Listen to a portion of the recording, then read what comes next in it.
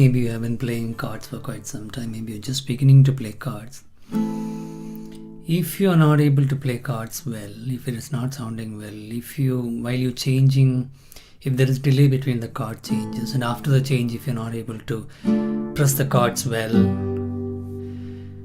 and even if you are able to play well and you still feel there is something missing and you want to improve your chord shifting and playing fluency, then here are the points which will help you. These are based on my own experience and based on what I have seen from students who come for my online classes, and even people who have been playing for some time. Many of them are not very aware of these basic things. These are very logical things. These are not beliefs or anything. You can clearly see that. For example, let's start with the first one. One thing I have noticed is when somebody is not using the little finger, there is a tendency to push it out away from the fretboard. When somebody is not using the index finger, there is again the index finger is pushed out, even though the next, for example, this is an E minor, right? I'm playing it on the 4th and 5th string, 2nd fret, using the middle and ring fingers. If I want to change from E minor to A minor involves playing the 2nd string 1st fret using the index finger. Why don't we just prepare it beforehand? While playing E minor, I'm not using the index finger anyway, and for the A minor, I need the index finger on the 1st fret of the 2nd string. Okay, prepare it over the 2nd string 1st fret, and then move these two other fingers as a unit. So basically, we are being really aware of the needs of A minor and comparing the structure of A minor, the finger usage, with the previous chord. E minor uses the same fingers, middle and ring fingers. They are touching each other. Bring them down with including the touch as a unit, so that you're not wasting time separating the fingers, again finding the notes for frets, strings separately. At the same time, since you're not using your index finger while playing the E minor chord, keep it on top of the 2nd string 1st fret, prepared, ready to press.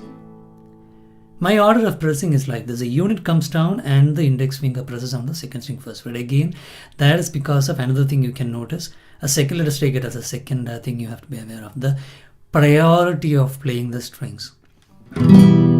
Am I playing from top to bottom? Top to bottom? Yes. Then make sure that the top strings are pressed first before the bottom ones. Coming from E minor to A minor, 4th and 3rd are pressed and then the 2nd string is pressed naturally, right? Because if I'm coming from the top and I'm pressing the 2nd string 1st fret, leaving the 4th and 3rd strings, it doesn't help anyway. Even if I'm not able to play the chord completely well, this doesn't make any sense if I'm pressing a bottom string first instead of the top ones and I'm hitting from the top to bottom. Okay, good. First one was preparing the fingers. Second one is remembering the priority of the strings and making sure that the top ones are pressed before you're pressing the bottom ones. We will come back again to preparation and things like that, but let us look a little bit more at the priority of things. Okay, from A minor, let us go to the G chord. Okay, in this case, I'm using the index middle on the 5th and 6th strings, 2nd and 3rd frets, and then the ring finger is being used to play the 1st string 3rd fret, right? From A minor, again, let us be aware of the structure of the chords, the finger usage. These two fingers, index and middle, you can keep them in almost the same shape when you're playing the G major chord also. Be aware of it. And then when you're playing, instead of trying to play the 1st string note first, try to press the 6th and 5th as a unit. I'm not even doing like, I'm not first pressing the index and then the middle. No. From the A minor, I realize the structure, index and middle, they're this diagonal, in this diagonal shape. Bring them up. Yeah. And how am I bringing? See, my hand is moving a little bit, and more than that, there is a kind of rotating movement. Rotation movement is happening, and then priority again. 6th and 5th are pressed. Even if I don't play the 1st string, it's okay because other 5 strings are being played.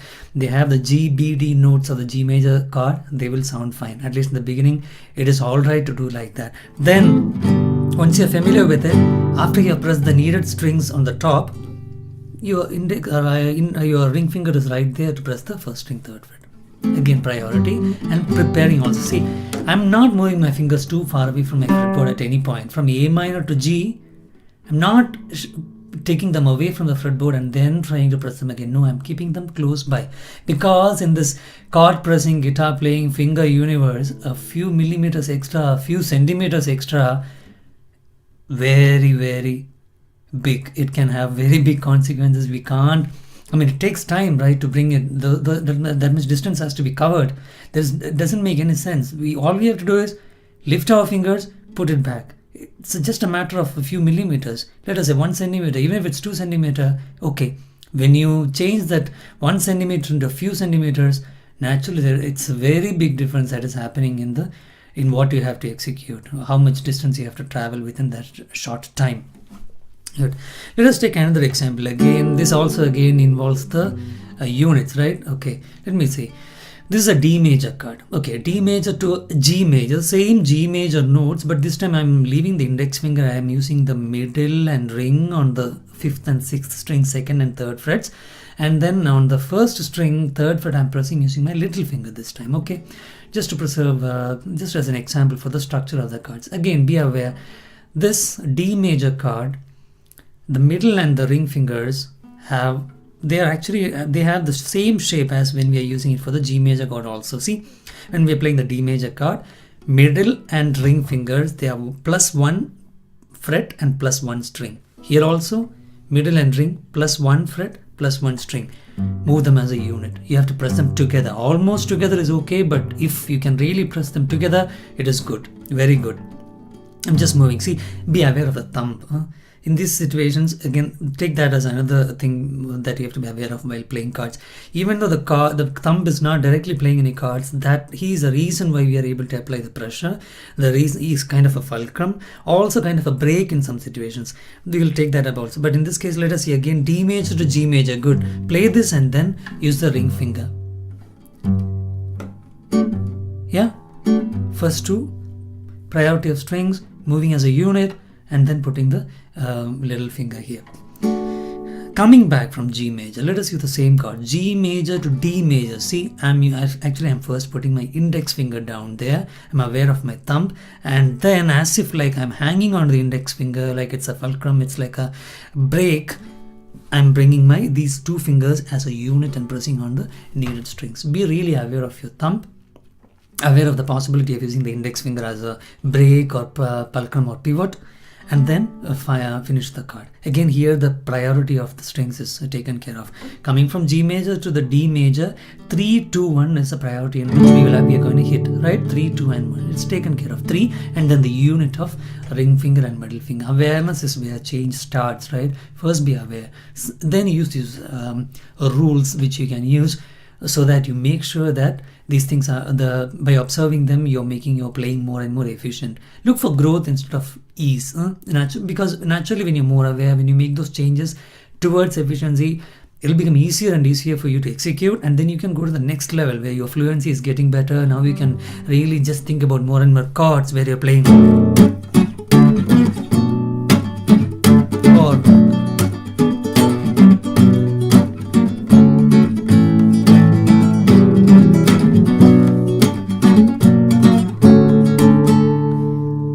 thinking about the chords because by now I have observed enough to make it fluent enough. Definitely not perfect. I still can't play long. There are chords which I don't usually use, which I have to practice enough to get them right. But get the point. If you're beginning to play chords, let us take some simple example. A minor to C. Minimum movement, only the ring finger has to move. Ring finger moves from the 3rd string 2nd fret of the A minor to the 5th string 3rd fret of the C major. Don't move any other finger. Don't move any other finger. Just play down, down, down, down, down, down, down to make sure that there is no delay between the changes. That's it. That's a good practice. Then A minor to E minor and then back to A minor. Then A minor to D minor. Here again, see, we are doing -1 and then a shift of the ring. You can, if you want, you can even try A minor, then bring it -1 in the last bar and then +1. This is it'll sound like an augmented chord. It's not a minor or major, it's an augmented chord. And just for the sake of practice, I'm suggesting that you go from A minor, 1, 2, 3, 4, then shift the ring finger up. Slowly eliminate the middleman. 1, 2, 3, 4, down and shift, down, shift, shift. Again, be aware of the thumb. You don't necessarily have to keep it so high up. You can also place it like, also works. Keep the fingers close by, don't jut out any fingers, nothing. And here also see, actually the priority is 3rd string and then the 2nd and 1st almost as a unit. Good. Let us take something else like D to this G. This is a good one. Shortest. Find the shortest path. From D major, don't go up and side, but instead from the D, Again, priority, index finger goes to the 6th string 3rd fret. Ring and little go as a unit on the 5th and 4th strings. Then the 3rd string 4th fret is pressed by the middle finger. Remaining of the index finger is also pulled back, and it's pressing the 2nd and 1st strings now. One more time. D major. What am I doing? The little finger is free. The little finger can already touch the ring finger on the side. Okay, you can feel the touch. Then they will move as a unit later. But priority wise, I'm going to use my index finger on the 6th string. There is a rotating movement happening. Ring and little come as a unit on the 5th and 4th strings. Middle finger on 3rd string 4th fret, press. Not taking it too far away, remembering the thumb, making sure the priority, the 6th string is pressed first, then moving the other 2 fingers as a unit to press the next 2 in the priority list, then the 3rd string, and then moving the index finger, the bottom of the thigh of the index finger to press the 2nd and 1st strings, right? Bar chords, if it doesn't come easily, immediately to you, it is all right. Don't strain your hands too much. I'm not a certified physiotherapist or anything, but I would assume that if you play and if you get a little bit of too much of pain, little bit of pain is all right, because naturally, and then change the chord and play some other chords and come back. Even I get after having played bar chords for quite some time, I get pain, and then I'm careful with it. I don't stick to a chord again. I change it. I find a different position, practice it. But again, point is, if you don't immediately get a bar chord, it's all right. It takes a lot of power actually. When you're playing the index finger, see, my thumb is just behind the index finger, because the index finger and the thumb grip is very important. And then comes the pressure we apply using the middle finger, and the ring and little fingers, they are not taking so much of power in this case. And since we have to really press the bottom part of this part of the index finger has to press the 2nd and 1st strings to produce a sound, it definitely takes a lot of pressure. So it may take some time. One thing what I have noticed is when I am playing, or even when somebody else is playing, if you turn the index finger by a small rotating action, then the bony parts of this index finger presses on the strings and makes it sound a little. It's possible that it may sound clearer, especially when you're playing the minor chord where the middle finger is not being used. If even after doing that, if you feel like there is some disadvantage in playing those 2nd and 3rd strings, then make sure that the very high part of this bone, this joint, is not pressing on any string directly, because when you're pressing this part on a string, naturally the other strings are coming on the valley, right? Instead of that, use the valleys to play the 2 strings.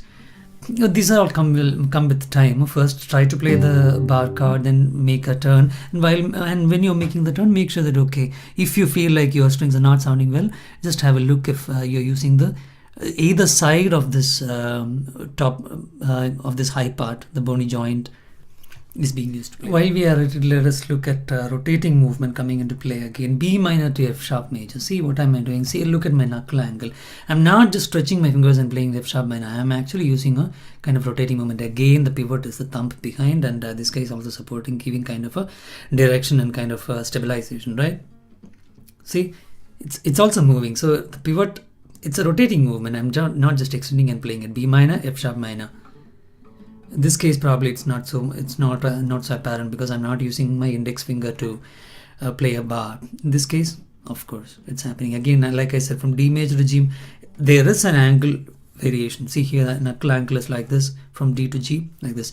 When you're starting, one more time, just to recap, remember to keep the fingers close enough. Preparation is the preparation. Why are we preparing our finger? Because there doesn't have this disadvantage. If you take it too far away, you have to traverse that distance. Takes time. Either we have to hurry or we will miss the train.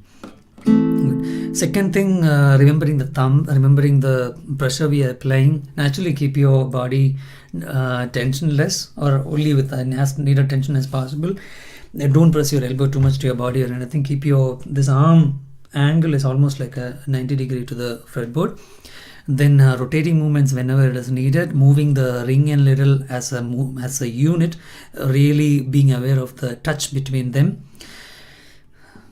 Then priority of the strings, because we are playing from down to up. These are some of the things which you can take care of and will immediately change the way you play chords, make them fluent, and so that you can attempt more and more chords and enjoy playing them more and more. See you. Let me know how it goes.